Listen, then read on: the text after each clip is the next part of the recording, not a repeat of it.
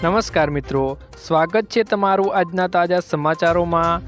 તો મિત્રો, આજે આપણે આજના આ વિડીયોમાં આજના 6 મોટા સમાચાર વિશે મિત્રો આ વિડીયોમાં વાત કરશું। તો જે પણ મિત્રો આપણી આ ચેનલની અંદર નવા આવ્યા છે તે મિત્રોને ખાસ વિનંતી કરીશ કે ચેનલને સબસ્ક્રાઈબ કરી લેજો। તો મિત્રો, આજની પહેલી ખબરની વાત કરીએ તો જનધન ખાતા ધારકોને મળશે લાભ। મિત્રો, પ્રધાનમંત્રી જનધન યોજના કેન્દ્ર સરકારે 2014માં શરૂ કરી હતી। હાલમાં મિત્રો આ ખાતાની સંખ્યા 50 કરોડથી વધુ થઈ ગઈ છે। સૌથી મોટી મિત્રો વાત એ છે કે આમાંથી 56% ખાતા મહિલાઓ દ્વારા ખોલવામાં આવ્યા છે। જનધન ખાતું બેંકો દ્વારા 0 બેલેન્સ ઉપર મિત્રો ખોલવામાં આવે છે।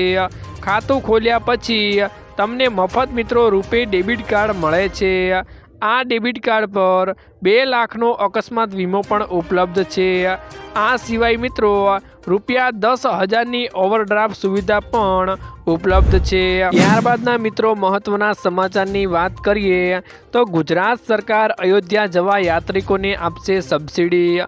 મિત્રો, ગૃહ રાજ્યમંત્રી હર્ષ સંઘવીએ જાહેરાત કરી છે કે અયોધ્યા જતા યાત્રિકોને સબસિડી આપવામાં આવશે। મિત્રો, ટૂંક જ સમયમાં સરકાર આ બાબતે નિર્ણય લેશે। સૌ લોકોમાં રામલલ્લાના દર્શન કરવાનો ઉત્સાહ છે, વિશ્વાસ છે। દેશનો દરેક નાગરિક અયોધ્યા દર્શન કરી શકશે। વધુમાં મિત્રો ગુજરાતમાંથી અયોધ્યા જતા શ્રદ્ધાળુઓની સંખ્યા વધશે। તો મિત્રો, GSRTC પણ અયોધ્યાની ખાસ બસો દોડાવવા અંગે વિચારણા કરી રહી છે। રેલવે દ્વારા પણ ટ્રેનો દોડાવવામાં આવી રહી છે।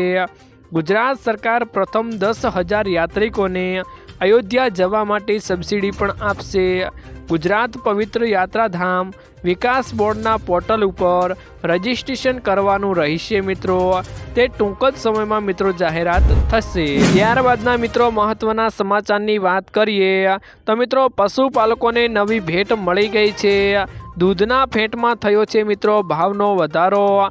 સાબરકાંઠા અને અરવલ્લી જિલ્લાના પશુપાલકો માટે મિત્રો ખુશીના સમાચાર સામે આવ્યા છે। વર્ષ 2024માં સાબર ડેરીએ પ્રથમ વખત પશુપાલકોને મિત્રો મોટી ભેટ આપી છે।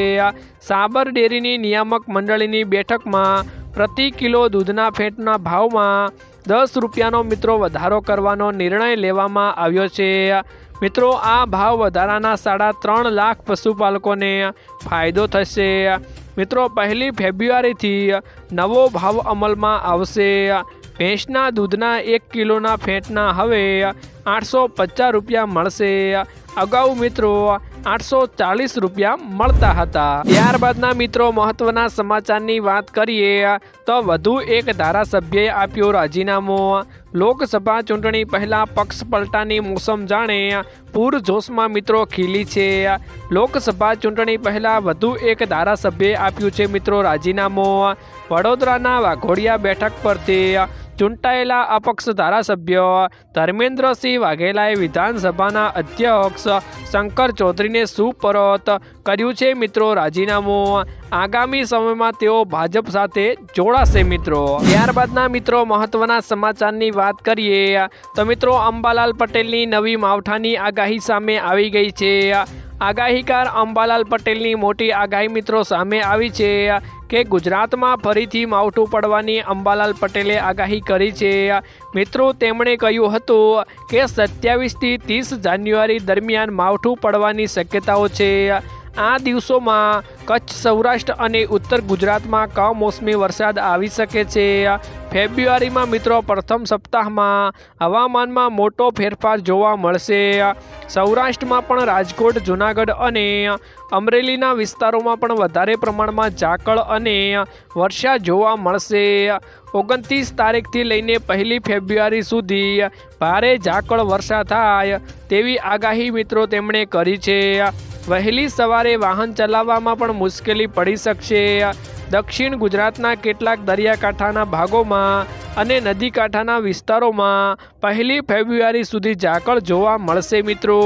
આ સાથે સૌરાષ્ટ્ર, કચ્છ અને ઉત્તર ગુજરાતના અને તેમાં પણ મિત્રો ખાસ કરીને કચ્છના કેટલાક વિસ્તારોમાં ઝાંખળ વરસાદ થઈ શકે છે। ત્યારબાદના મિત્રો આજના સૌથી મોટા સમાચારની વાત કરીએ તો મિત્રો અયોધ્યામાં રામ મંદિરનું સપનું સાકાર થયું છે, તે સાથે કરોડો હિન્દુઓનું પણ સપનું સાકાર થયું છે।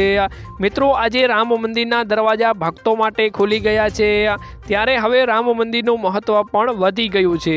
ત્યારે ગુજરાતના મુખ્યમંત્રી ભૂપેન્દ્ર પટેલની સરકારે આગામી મહિનાની કેબિનેટની બેઠક અયોધ્યામાં કરે તેવી શક્યતાઓ મિત્રો જોવા મળી રહી છે। સરકારી સૂત્રો પાસેથી પ્રાપ્ત માહિતી અનુસાર આગામી 22 થી 24 ફેબ્રુઆરી દરમિયાન ગુજરાત સરકારની કેબિનેટ મીટિંગ મળશે, જે મિત્રો અયોધ્યામાં મળી શકે તેવી શક્યતાઓ જોવા મળી રહી છે। ફેબ્રુઆરીના અંતિમ અઠવાડિયામાં મિત્રો ભૂપેન્દ્ર પટેલ ફરી રામ મંદિરની મુલાકાતે જઈ શકે છે। એમાં મિત્રો તેમનું કેબિનેટ પણ તેમની સાથે જ હશે અને રામલલ્લાના આંગણે જ કેબિનેટ બેઠક મળી શકે છે મિત્રો। તો મિત્રો આજના આ વિડીયોમાં આટલું જ હતું। મળીશું એક નવા વિડીયોની સાથે, ત્યાં સુધી મિત્રો વિડીયોને એક લાઇક કરી ચેનલને સબસ્ક્રાઈબ કરજો અને મિત્રો વિડીયો તમને પસંદ આવ્યો હોય તો તમારા વોટ્સઅપ ગ્રુપમાં શેર જરૂરથી કરી દેજો મિત્રો।